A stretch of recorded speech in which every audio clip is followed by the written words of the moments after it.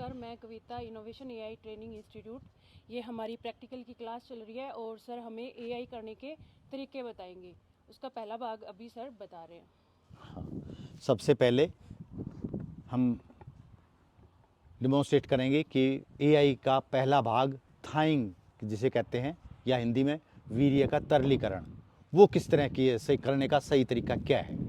सबसे पहले हम एक ग्लास जग या देसी इसमें देहात में मिलने वाली डोली हो सकती है, कोई भी चौड़ा मुंह का बर्तन भी हो सकता है, लेकिन गिलास, लेकिन उसमें ध्यान ये रहे कि इसकी लंबाई कम से कम 6 इंच से ज़्यादा हो।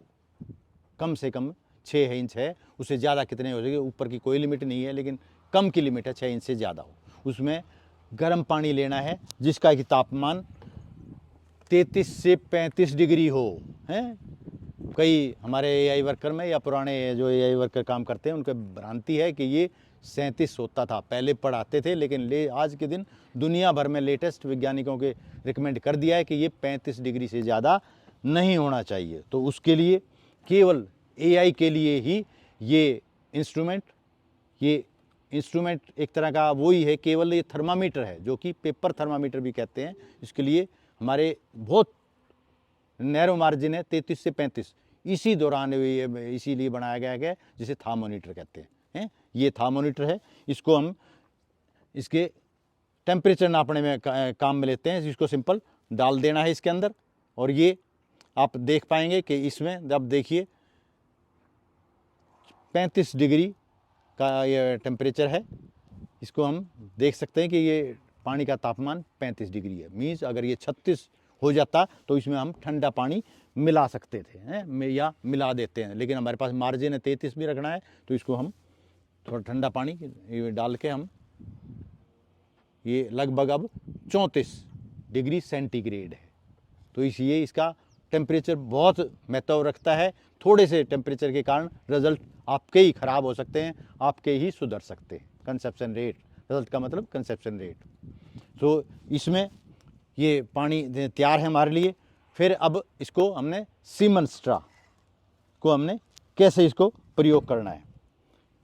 ये जैसे हमने बताया था लिक्विड नाइट्रोजन सिलेंडर में ये 6 स्लॉट हैं जो सीमन हमने प्रयोग करना होता है।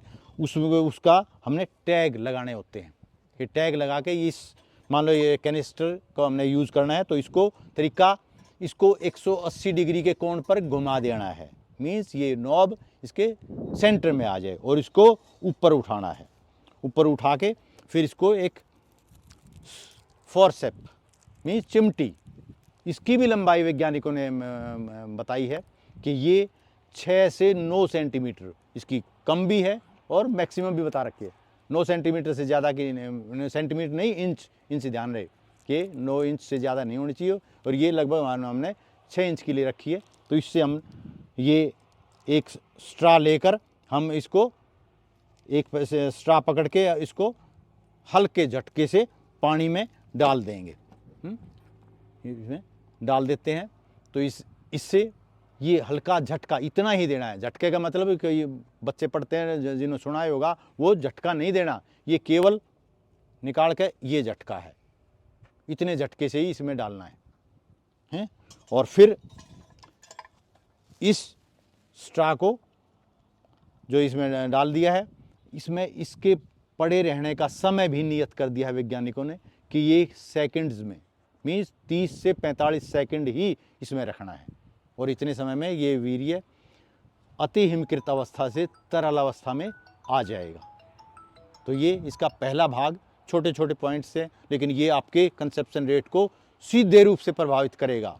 ये सुधार भी सकता है और ये बिगाड़ भी सकता है। Thank you.